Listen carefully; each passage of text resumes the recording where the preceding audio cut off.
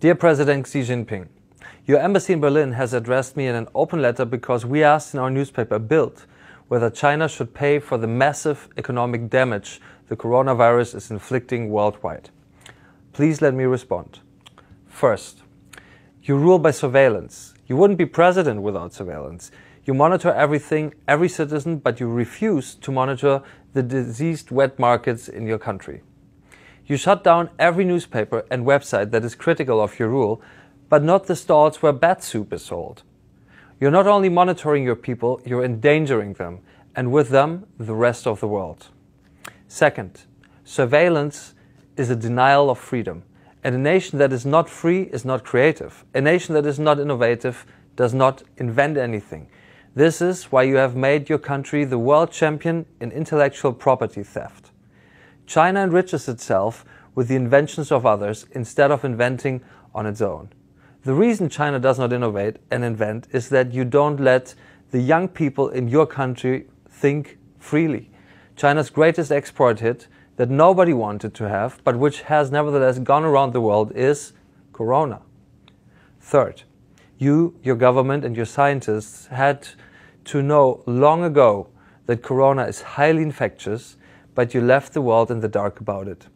Your top experts didn't respond when Western researchers asked to know what was going on in Wuhan. You were too proud and too nationalistic to tell the truth, which you felt was a national disgrace, and which now became a global disaster. Fourth, the Washington Post reports that your laboratories in Wuhan have been researching coronaviruses in bats, but without maintaining the highest safety standards. Why are your toxic laboratories not as secure as your prisons for political prisoners? Would you like to explain this to the grieving widows, daughters, sons, husbands, parents of corona victims all over the world? Fifth, in your country, your people are whispering about you. Your power is crumbling. You have created an inscrutable, non-transparent China. Before Corona, China was known as a surveillance state. Now, China is known as a surveillance state that infected the world with a deadly disease. That is your political legacy.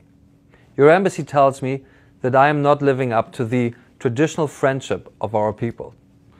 I suppose you consider it a great friendship when you now generously send masks around the world. This isn't friendship.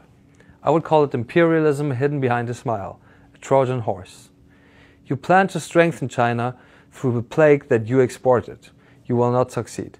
Corona will be your political end sooner or later. Yours sincerely, Julian Reichelt.